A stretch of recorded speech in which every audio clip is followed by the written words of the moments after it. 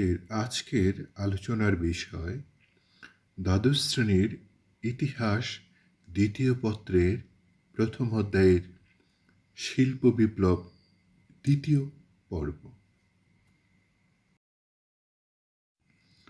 পাঠ প্রস্তুতি ও উপস্থাপনায় আছে আমি মাহফুজুল ইসলাম হায়দার, সহকারী অধ্যাপক, ইতিহাস বিভাগ, পরশুরাম সরকারি কলেজ, ফেনী।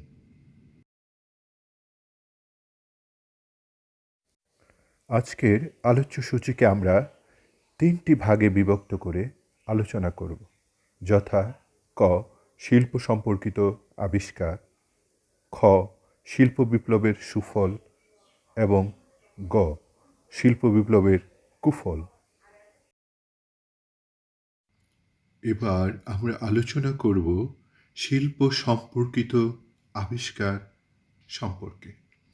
অষ্টাদশ শতকে বিশেষ করে ইংল্যান্ডে বেশ কিছু বৈজ্ঞানিক আবিষ্কারের ফলে শিল্পক্ষেত্রে যুগান্তকারী পরিবর্তন ঘটে। বৈজ্ঞানিক আবিষ্কারের ফলে শিল্প উৎপাদন এতটাই অগ্রগতি লাভ করে যে ইংল্যান্ডের সীমা ছাড়িয়ে সমগ্র ইউরোপে এক নবযুগের সৃষ্টি করে।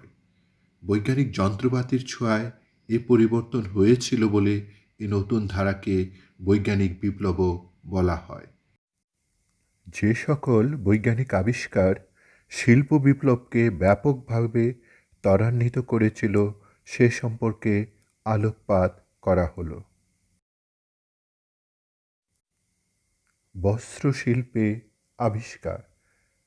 বস্ত্র বা বয়নশিল্পে সর্বপ্রথম শিল্প বিপ্লব ঘটে। ইংল্যান্ডের স্যাঁতসেঁতে আবহাওয়া বস্ত্রশিল্পের জন্য অনুকূল ছিল। 1733 খ্রিস্টাব্দে জনকে নামক একজন তাঁতি আবিষ্কার করেন উড়ন্ত মাকু বা ফ্লাইং শাটল। 1765 খ্রিস্টাব্দে হারগ্রিভস সুতা বুনবার যন্ত্র স্পিনিং জেনি আবিষ্কার করেন। এতে হাতের পরিবর্তে যন্ত্রে দ্রুত সুতা তৈরির ব্যবস্থা হয়। 1769 খ্রিস্টাব্দে আর্করাইট বয়নশিল্পে ব্যবহারের জন্য জলচালিত যন্ত্র ওয়াটার ফ্রেম আবিষ্কার করেন। এই আবিষ্কারের ফলে হস্তচালনার পরিবর্তে জলশক্তির সাহায্যে যন্ত্র চালানোর নতুন কৌশল আবিষ্কার হয়। 1779 খ্রিস্টাব্দে স্যামুয়েল ক্রফটন স্পিনিং জোন ও ওয়াটার ফ্রেম যন্ত্রের সমন্বয়ে মিউল নামে একটি যন্ত্র আবিষ্কার করেন। এটিও জলশক্তির সাহায্যে চালিত হতো। এতে একসঙ্গে সুতা তৈরি ও কাপড় বোনা হতো। এলি হুইটনে সাধারণ তুলা থেকে জিন কাপড় তৈরির প্রণালী আবিষ্কার করেন। ইংল্যান্ডে প্রচুর পশম উৎপাদন হতো। এই সময়ে পশমের কাপড় বোনার যন্ত্র আবিষ্কার হয়। এসব আবিষ্কারের ফলে ইংল্যান্ডে খুব দ্রুত বস্ত্র খাতে বিপ্লব ঘটে। জেমস ওয়াট 1769 সালে বাষ্পচালিত ইঞ্জিন আবিষ্কার করেন। জেমস ওয়াটের কার্যকরী বাষ্পীয় বা স্টিম ইঞ্জিন আবিষ্কারের সাথে সাথে শিল্পক্ষেত্রে যুগান্তকারী পরিবর্তন আসে। বাষ্পের ব্যবহারের ফলে ইচ্ছামতো ইঞ্জিন দ্বারা যন্ত্র চালানো সম্ভব হয়। ডেভিড টমসনের মতে শিল্প বিপ্লবের ভিত্তি ছিল বাষ্পের ধারা যন্ত্র চালানো। এরপর থেকে রেলগাড়ি সহ বড় বড় কারখানা প্রভৃতিতে বাষ্পশক্তির ব্যাপক ব্যবহার শুরু হয়। খনিগর্ভে কাজ করার যন্ত্র আবিষ্কার। বস্ত্রক্ষেত্রে আবিষ্কৃত ইঞ্জিনগুলো চালানোর জন্য কয়লা, লোহা, ইস্পাত ইত্যাদি খনিজ দ্রব্যের প্রয়োজন হয়ে পড়ে। এ যুগে তেল দ্বারা চালিত ইঞ্জিন ছিল না, সুতরাং কয়লা ছাড়া কারখানার রাক্ষসী ইঞ্জিনগুলো চালু রাখা যেত না। কারখানা নির্মাণে লোহা ও ইস্পাতের চাহিদাও কয়েক গুণ বেড়ে যায়। রেললাইন নির্মাণে লোহার ব্যবহার আরও বেড়ে যায়। এমত অবস্থায় 1815 খ্রিস্টাব্দে হামফ্রি ডেভি খনিগর্ভে কাজ করার জন্য সেফটি ল্যাম্প বা নিরাপদ বাতি আবিষ্কার করেন। এবার আমরা আলোচনা করব শিল্প বিপ্লবের সুফল সম্পর্কে। 1. শারীরিক শ্রমের পরিবর্তে যন্ত্রের ব্যবহার। শিল্প বিপ্লবের ফলে মানুষের শারীরিক শ্রম লাঘব হয়, মানুষের কষ্ট কমে যায়। আগে শারীরিক শ্রম দিয়ে মানুষ তাতে কাপড় বুনত।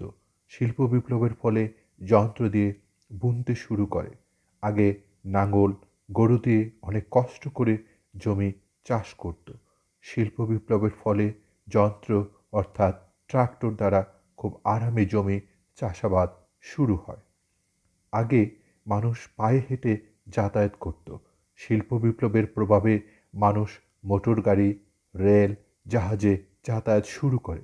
এভাবে লক্ষ্য করলে দেখা যাবে শিল্প বিপ্লব মানুষের জীবনে বৈপ্লবিক পরিবর্তন এনে দিয়েছে। 2. জীবনযাত্রার মান উন্নয়ন। শিল্প বিপ্লবের মধ্য দিয়ে আধুনিক যুগের সূচনা হয়। শিল্প বিপ্লবের ফলে পুরাতন কৃষি নির্ভর ও কুটির শিল্প নির্ভর সমাজ ব্যবস্থার পরিবর্তে যন্ত্র নির্ভর নগরকেন্দ্রিক সভ্যতার সৃষ্টি হয়। যন্ত্রের সাহায্যে উন্নত জিনিসপত্র তৈরি করায় জীবনযাত্রার মান উন্নত হয় এবং অতিরিক্ত লোকের কর্মসংস্থানের সৃষ্টি করেছে। অর্থনীতিবিদ অ্যাস্টনের মতে ইউরোপের জনসংখ্যা যে হারে বাড়ছিল তাতে শিল্প বিপ্লবের ফলে কারখানায় লোকের কর্মসংস্থান না হলে ইউরোপ দরিদ্রের পাকে ডুবে যেত। মহাদেশটি এশিয়া ও আফ্রিকার মতো অনগ্রসর দেশে পরিণত হতো। বৈজ্ঞানিক আবিষ্কারের ফলে মানুষ প্রকৃতিকে জয় করে আপন বশে আনতে সচেষ্ট হয়। প্রকৃতির অন্তহীন দান, বিদ্যুৎ, পানিশক্তি, যন্ত্র চালানোর কাজে মানুষ ব্যবহার করে জীবনকে উন্নত ও আরামদায়ক করে তোলে। 3.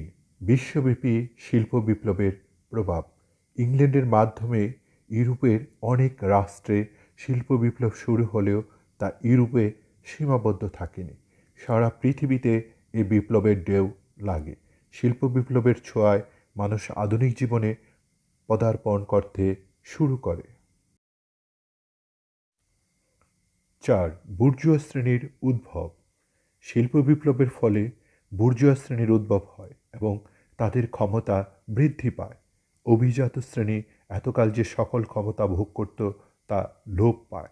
বুর্জোয়া শ্রেণী অর্থের জোরে সমাজে মর্যাদা ও ক্ষমতা অধিকার করে।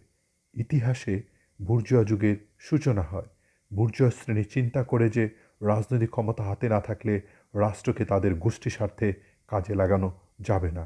এমন সংবিধান রচনা করতে হবে যে তার ফলে ভোটাধিকার বুর্জোয়া শ্রেণীর হাতেই থেকে যায়। 5. শিক্ষা ও জ্ঞান বিজ্ঞানের প্রসার। শিল্প বিপ্লবের ফলে ইউরোপের দেশগুলিতে জনসংখ্যা দ্রুত হারে বৃদ্ধি পায়। অতিরিক্ত জনসংখ্যার চাপ পড়ে অর্থনীতিতে। সৃষ্টি হয় কর্মসংস্থান। জ্ঞান বিজ্ঞান, শিক্ষা ও সংস্কৃতির বিকাশ শিল্প বিপ্লবের ফলে ইউরোপের দেশসমূহের সকল স্তরে শিক্ষার গুরুত্ব বাড়িয়ে দেয়। সকল দেশ শিক্ষার উপর গুরুত্ব আরোপ করে। শিক্ষানীতি চালু করার ফলে 200 বছরের কম সময়ের মধ্যে ইউরোপের সব দেশ থেকে নিরক্ষরতা দূরীভূত হয়। শতভাগ জনসাধারণ বাধ্যতামূলক স্কুল শিক্ষার আওতায় আসে। বিজ্ঞান চর্চা ও গবেষণা ব্যাপক হারে বৃদ্ধি পায়। উচ্চ শিক্ষা ও গবেষণা শিল্প বিকাশ ও বৈজ্ঞানিক আবিষ্কারের জন্য অপরিহার্য হয়ে ওঠে। ইউরোপ মহাদেশে প্রায় সব ক্ষেত্রেই শিল্প বিপ্লবের প্রভাবে জ্ঞান বিজ্ঞানের ব্যাপক উৎকর্ষ সাধিত হয়। একই সঙ্গে সাংস্কৃতিক অঙ্গনও শক্তিশালী হয়। ইউরোপের নগরগুলিতে থিয়েটার, চলচ্চিত্র, শিল্পকলা প্রভৃতি আয়োজনে মানুষ বিনোদনের সুযোগ পায়।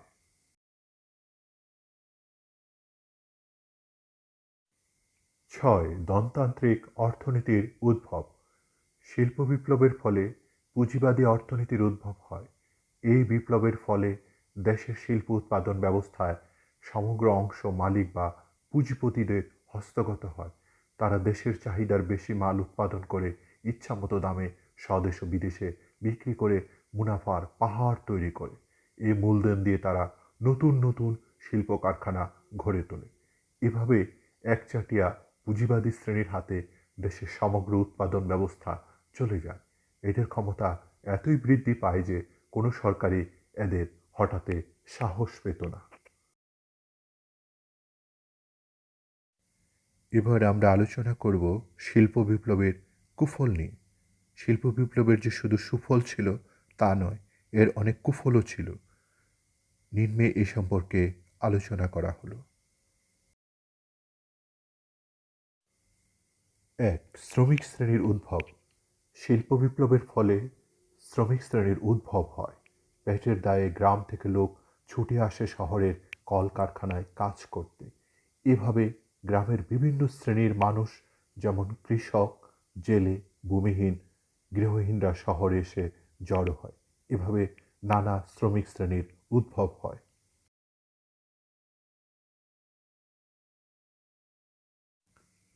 ২. নগরীতে শ্রমিকদের মানবেতর জীবনযাপন।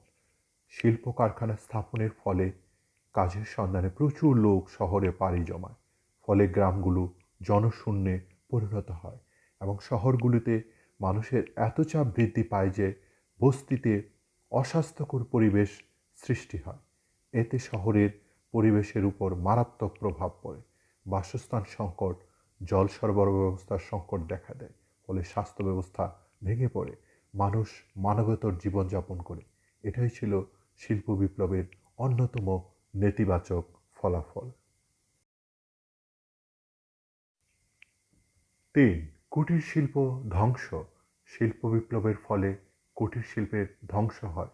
একসময় গৃহে গৃহে কুটির শিল্পের কাজ হতো। দেশে বিদেশে এর কদর ছিল।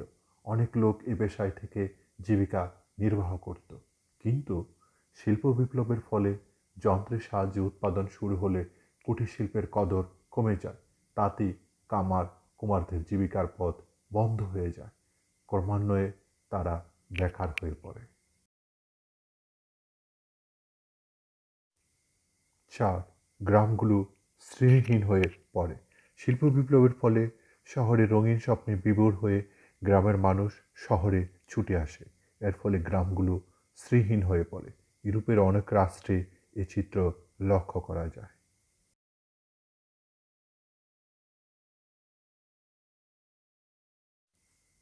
৫. শোষক শ্রেণীর আবির্ভাব। পুঁজিপতি শ্রেণীর লক্ষ্য একটাই, শ্রমিকদের কম মজুরি দিয়ে বেশি মুনাফা অর্জন করা। পুঁজিপতিরা নীতি নৈতিকতার কথা চিন্তা না করে নিরন্তর মুনাফা বাড়িয়ে ধনী হতে থাকে। অপরদিকে শ্রমিক ও ক্রেতারা সকলেই তাদের হাতে শোষিত হয়। ৬. সমাজতন্ত্রের উদ্ভব। শিল্প বিপ্লবের ফলে এক শ্রেণীর শিল্পের মালিক অনেক সম্পদশালী হয়ে ওঠে। শ্রমিকরা আরও নিঃস্ব হয়। এজন্য সমাজের সাম্য বিনষ্ট হয়। রাশিয়া সহ পৃথিবীর বিভিন্ন দেশে সমাজতন্ত্রের উদ্ভব ছিল শিল্প বিপ্লবেরই ফল। সমাজতান্ত্রিক মতবাদীরা প্রচার করেন যে শ্রমই হলো সম্পদের উৎস, কাঁচামাল হলো প্রাকৃতিক সম্পদ, এতে সকলের সমান অধিকার আছে। শ্রমিক কাঁচামাল নিয়ে তার শ্রমের দ্বারা যা উৎপাদন করে তার মুনাফা শ্রমিকেরই প্রাপ্য। কারখানার পরিচালক শুধুমাত্র ম্যানেজারের কাজ করে। এ মতবাদ পৃথিবীর বহু দেশের চিন্তাধারাকে প্রভাবিত করে। ১৯১৭ খ্রিস্টাব্দে বলশেভিক বিপ্লবের মাধ্যমে রাশিয়ায় সমাজতন্ত্র কায়েম হয়। ৭. উপনিবেশিক শাসনের সূচনা। শিল্প বিপ্লবের অন্যতম প্রধান ফলাফল ছিল উপনিবেশিক শাসন প্রতিষ্ঠা। ইংল্যান্ড তথা ইউরোপের শিল্প বিপ্লবের ফলে নিজেদের প্রয়োজন মিটিয়ে শিল্পদ্রব্য উদ্ধৃত থাকে। এই উদ্ধৃত দ্রব্য বিক্রি এবং অধিক মুনাফা লাভের আশায় ইউরোপীয় শক্তিগুলো উপনিবেশ স্থাপনে উদ্যোগী হয়। এরই ধারাবাহিকতায় দেশে দেশে উপনিবেশিক শাসন প্রতিষ্ঠিত হয়। অতএব এই আলোচনা থেকে আমরা বুঝতে পারছি যে শিল্প বিপ্লবের কিছু নেতিবাচক দিক থাকলেও এর ইতিবাচক দিক অনেক গুণ বেশি। শিল্প বিপ্লবের ফলেই গোটা ইউরোপ মহাদেশ আধুনিক যুগে পদার্পণ করেছে। England, Germany, Russia, Japan, France প্রভৃতি রাষ্ট্রের উন্নতির মূলে রয়েছে শিল্প বিপ্লব। শিল্প বিপ্লবের প্রভাব এবং ফলাফল এতটাই গতিশীল ছিল যে শিল্প বিপ্লবকে আধুনিক সভ্যতার ভিত্তি বলা যায়।